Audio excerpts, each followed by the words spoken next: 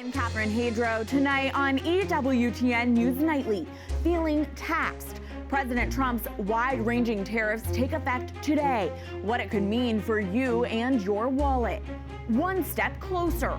Russian President Vladimir Putin says he hopes to meet with President Trump as the White House pushes for peace in the Russian-Ukraine war. Catholics versus critics. Is the Shroud of Turin merely a work of art? Years of study suggest otherwise. Plus, a walk through history. We bring you a special look inside the Vatican Museum. These stories and more tonight. From EWTN, the Global Catholic Network, this is EWTN News Nightly. Thank you for being with us on the Feast of St. Kadetin. Our top story tonight. Donald Trump's sweeping worldwide tariffs are now fully in place. According to Yale's Budget Lab, this pushes American import duties to their highest level in a century. That means countries from every corner of the globe are now facing tariffs of 10% or higher. White House correspondent Owen Jensen reports. Owen? Well, good evening. The higher import taxes, part of President Donald Trump's strategy to reduce the U.S. trade deficit and encourage foreign investment in America.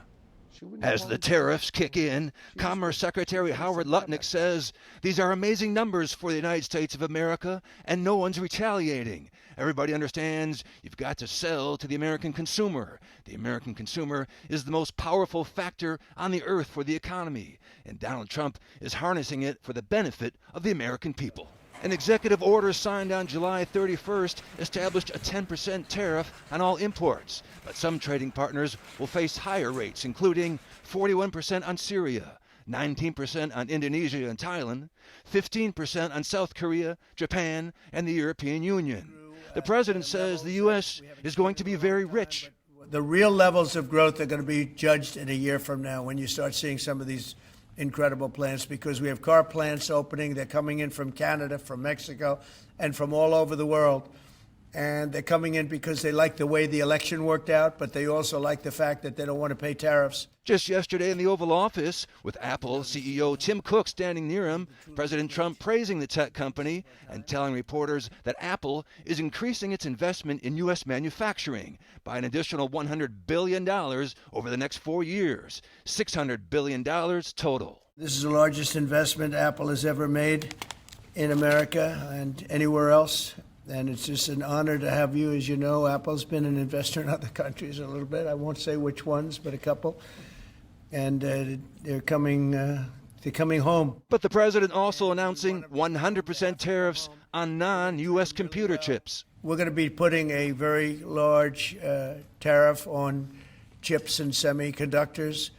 But the good news for companies like Apple is if you're building in the United States or have committed to build, without question committed to build in the United States, there will be no charge.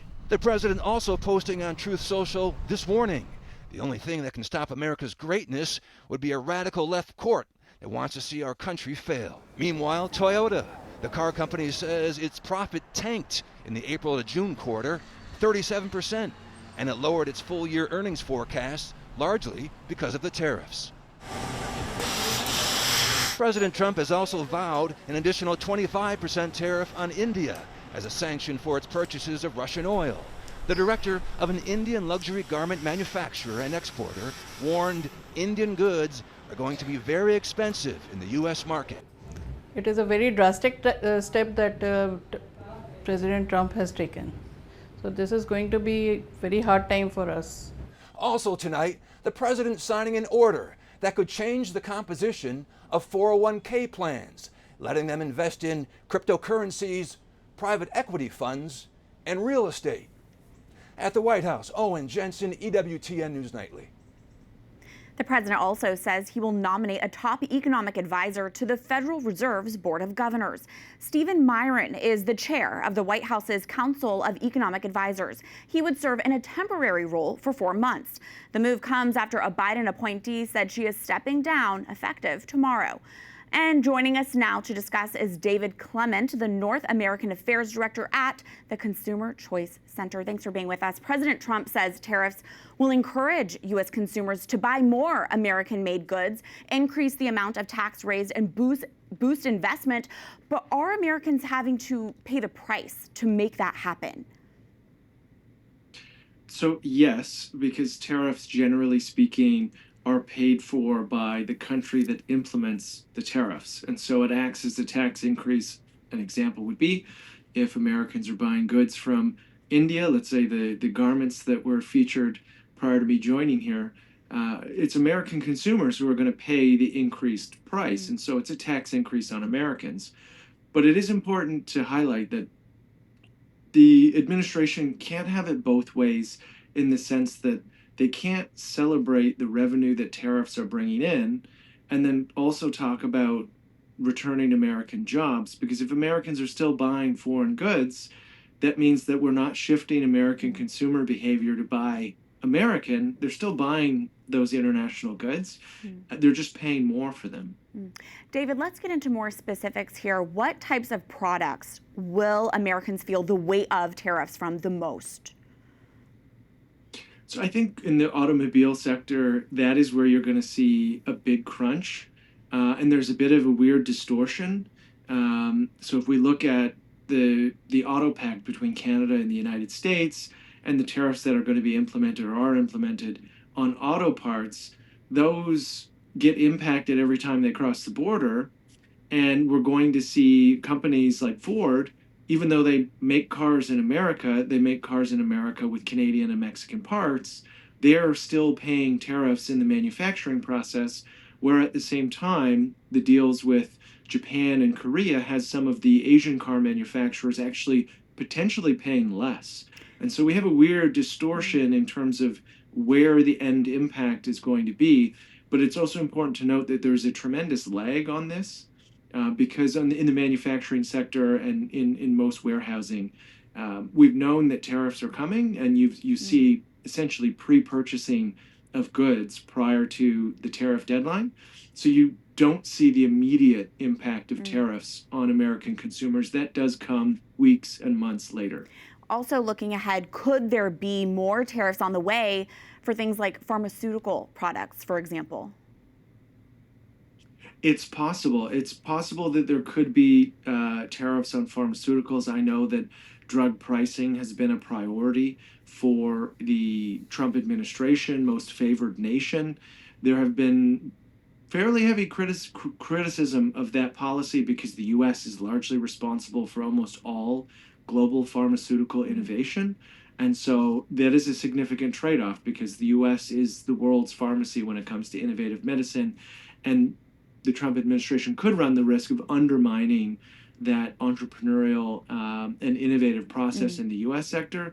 If you're going to add tariffs on top of that, that could really put American patients in a crunch, because the drugs that aren't manufactured in the U.S. obviously come from elsewhere, and making those more expensive is not going to be the route to lower drug prices overall. I have just a moment with you left, David, but what's your quick reaction to how the stock market reacted today? I think it was mostly baked in already, because the president has been forecasting tariffs since day one. A lot of the disruption has been baked in. I think we're going to have to see down the road, weeks and months down the road, to see it really have an impact on the market, but I think it certainly will. David Clement, thank you so much for your time and insights. Thank you. Turning now to Russia, the Kremlin says a meeting between Presidents Donald Trump and Vladimir Putin has been agreed upon in principle and will happen in the coming days, and offered a possible location for the talks. We have many friends who are ready to help us organize events of this kind. One of our friends is the President of the United Arab Emirates. I think we will decide, but this will be one of the quite suitable places. Initially, the president told European leaders he would meet with Putin and follow up shortly with a meeting, both the Russian and Ukrainian presidents. But Putin pushed back on that, saying that he has nothing against it, provided, quote, certain conditions are created for this to happen. In the past, Putin has described Ukraine's government as illegitimate, saying he would only meet Zelensky during the final phase of negotiations. And the clock is ticking for Russian President Vladimir Putin. President Trump has set a Friday deadline for Russia to either stop the killing in Ukraine that's been going on for over 3 years or face more sanctions on its economy, plus stiffer penalties on countries who buy Russian oil and gas. Lawmakers from both parties are backing the president. Capitol Hill correspondent Eric Rosales has the latest. Good evening. Both the president and Congress say it's time to get tough. Russia's President Vladimir Putin continues to bomb Ukrainian cities, and Ukrainian forces continue to lose ground. The new sanctions would target two of the largest economies in the world, China and India, the main buyers of Russian oil. If you continue to prop up Putin's war machine by buying cheap Russian oil, we're going to tariff your economy in the United States. You have to pick between the U.S. economy and helping Putin. Yes. I think that's the best way to get Putin to the table. President Trump took a key step already when he imposed an additional 25% tariff on imports from India. Senator Graham and Richard Blumenthal are teaming up on a bill to support more sanctions. They believe it's the best hope to force Russian President Putin to end the war. They are scorching, they're bone-crushing. Vladimir Putin should get the word. If he wants to come to the table, now is the time. Otherwise, his economy is going to be hit hard. So far, the bill has 85 co-sponsors, including Senator Ted Budd of North Carolina. But you have to look at particular ones and make sure that they actually achieve what we're after. Yes, you have to put these sanctions in place, and I think they'll be effective. But some are skeptical. President Trump will follow through, citing previous deadlines that were abandoned. We get to these deadlines, he'll say that we had significant talks, we got good talks, and so now we'll wait till September to see whether or not Russia does some change. That's what has happened before, and I see no evidence of doing anything differently. Other Democrats are relieved that President Trump has taken a tougher stance with the Russian president. And I'm really delighted that President Trump gets the plan here that Putin is the aggressor and a pretty evil guy. So I'm very, very supportive of the president's change of heart here.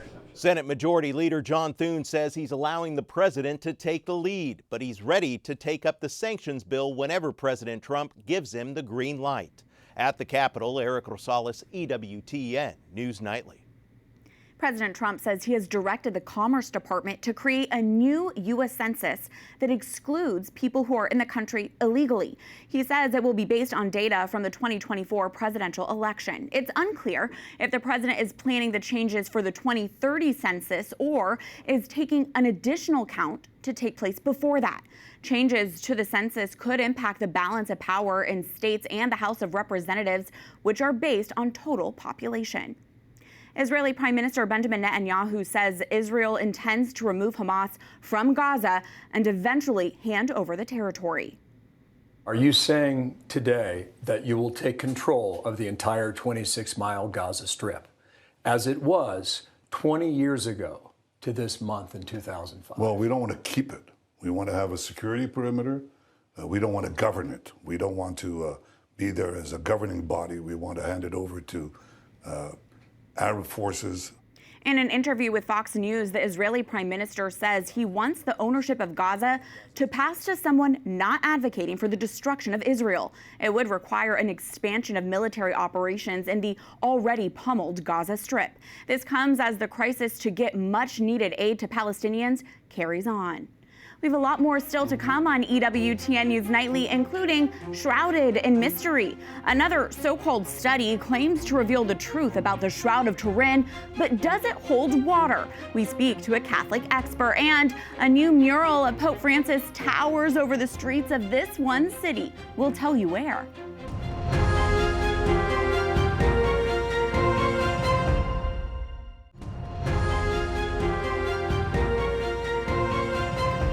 Pushback tonight against a Brazilian artist's claims the Shroud of Turin is not authentic. He says the depiction of the body of Christ on the shroud was likely based on a statue. The claims appeared last month in a scholarly journal. The artist also says the shroud may have been a medieval work of art. Countless Catholics and other Christians around the world believe it is the authentic burial cloth of Jesus Christ, and that the shroud was wrapped around his body after his crucifixion and marked by his unmistakable face and form. For more, let's bring in Professor Cheryl White. She's a professor at Louisiana State University and an internationally recognized shroud expert. Thanks so much for being with us. The latest criticism is that the Shroud of Turin is nothing more than a forgery, with claims it was made by a low relief model. What does that mean? What's being claimed here? This is actually quite old news. It's something that people have tried to propose as a hypothesis before, that you can take a cloth and lay it across a three-dimensional model, and by some application of other media, you can achieve a result like the shroud. Unfortunately, of course, that's already been demonstrated, or fortunately, whichever way you want to look at it, it's already been demonstrated that that is a completely superficial image, and it does not match all the complexity of the image on the Shroud of Turin. The authenticity of the shroud has been debated for as long as it's existed and been discovered. Where are we with the latest scientific studies on the shroud? The last scientific study on the shroud, the official peer-reviewed science, all that came out in the early 1980s in peer-reviewed journals, has only been substantiated by every succeeding truly peer-reviewed scientific investigation. The most recent we have indicates that we could be talking about going back to a first century date due to some new non-destructive environmental dating methods. And also, of course, the 2017-2019 studies that brought into serious question the carbon-14 dating of 1988 has opened up that very real possibility for us that we're talking about a much older linen. So I think that what we're seeing is consistency in its mystery and its complexity, that science still cannot answer the primary question of how the image was formed. And finally, Professor, why is the fascination with the shroud so enduring? I think that it is an incredibly complex mystery, and objects of the material world always seem to give up their mysteries. Here we confront an image on a cloth, an image that appears photographic, has photographic qualities on something that is not photographic material, a linen, with a spatial body relationship in the linen itself. There's actually an encoded message there in the image. And I think that it's science, the inability of science to really address with finality the primary questions we all have about it that continue to pull us into the mystery. It is a mystery. Absolutely. Professor Cheryl White, thank you so much for joining us. Thank you. Thank you, Catherine. Arkansas's Attorney General is leading an initiative to ban so-called abortion shield laws. Republican Tim Griffin and 15 other state attorneys general are asking Congress to step in and stop the shield laws. Those measures protect abortion businesses in states where abortion is legal from any legal consequences if they commit abortions on women from states where abortion is banned. Griffin says the response has been powerful and the initiative has momentum. I think there's a real interest in taking action on this, and we may well get legislation in the end that reflects the request of this letter. So it's been outstanding, and it's just another example of how the system can work when a bunch of AGs get together. Our voice is much, much stronger. A group advocating for people with disabilities to have a larger role in the church and in society is holding its Hope Conference this week in Salt Lake City, Utah. The National Catholic Partnership on Disability works with dioceses and parishes on behalf of people with hearing impairment, vision loss, or other physical and mental disabilities. Speakers include Bishop Brendan Cahill from the Diocese of Victoria, Texas. The head of the organization says there are other high-profile speakers as well. Mario Mara, Diocesan Director of Disability and Deaf Ministries, is the keynote on Friday, Followed up on Saturday with Jason Shanks from the National Eucharistic Congress is speaking on as our keynote on Saturday. And in between, we have about 40 other presenters that are going to run through a variety of disability-related topics for our participants. The NCPD began in 1982 through work by the U.S. Conference of Catholic Bishops. The initiative focuses on people who are physically disadvantaged or are suffering from mental illness and tries to make the church more accessible to them. They are coming back to the church because I think the church, as long as they are provided with the tools and the resources to be able to understand the need, oftentimes what keeps us not doing something is a lack of knowledge. So that word fear, false events appearing real, can imply sometimes that we don't do something because we are a little afraid we're going to make a misstep. So as much as they have support like NCPD and others that can say, no, these resources are here, we can show you skills and strategies that will be able to make you be a more welcoming community. For more information or to follow the conference starting today, visit ncpd.org. Up next on EWTN News Nightly, more than just an art collection. We'll take you behind the scenes at the Vatican Museums and show you what makes them different than all the other museums in the world. Plus, it's taller than 100 feet high, but can you guess where you can find this mural of Pope Francis? We have the answer.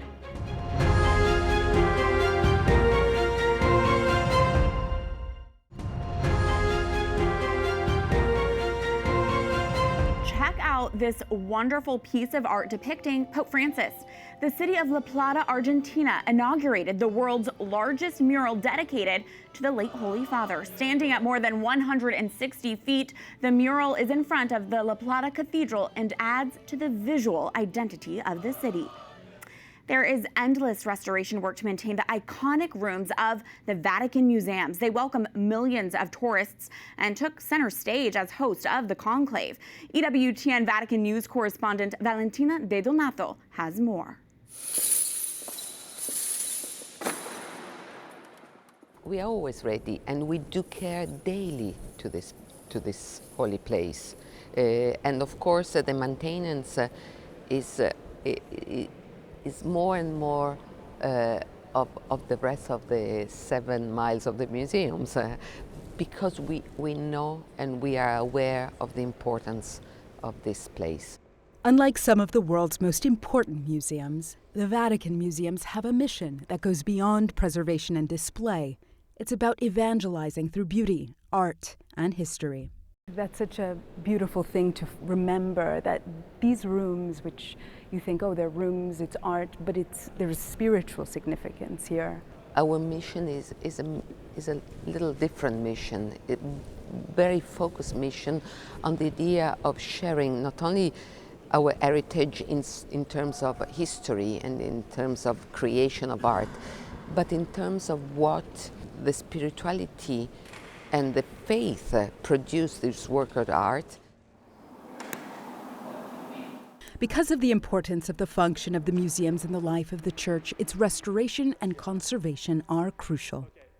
No doubt that apart from the conclave, this is probably one of the most important holy places in the world. And so we do care daily and annually in a very, very strong way. We are always ready to make it use by the Pope, by the cardinals, if they want it. Marco Maggi, head of conservation of the Vatican Museums, led the momentous conservation work in the Sistine Chapel ahead of the conclave by proactively addressing environmental factors like temperature, humidity, and light. It was a very, very moving moment because the Sistine Chapel is actually a chapel. It's one of the Apostolic Palace's chapel. During the conclave, our office, together with other office of the museum, work together to prepare so an important event for the Catholic Church and for the world. Marco Maggi's background as an archaeologist helps him bridge the world of the past and present for the future generations to also be able to catch a glimpse of the divine. Our work can become a witness of faith. We work to make visible to the pilgrims and visitors the peculiar God's light. That's our mission, to allow everyone to catch that light. In Rome, Valentina Di Donato for EWTN News Nightly. Beautiful. Today, the church celebrates Saint Kadetin, an Italian priest who dedicated his life to the sick and the poor. Kadetin was born in 1480 to a noble family in northern Italy. He became a lawyer and a priest and worked in the Roman Curia under Pope Julius II. He then helped to establish the Congregation of Clerks Regular, the Theatines in Naples, to care for orphans, the poor, and the sick. At the same time, he promoted true reform in the church and fought against the spread of Protestantism in Italy. He died in 1547 and was canonized in 1671 by Pope Clement X. He's the patron saint of workers and of the unemployed. St. Kadetin, pray for us. And finally tonight, a follow-up more than 20 years in the making is headed to theaters in 2027 with an interesting twist.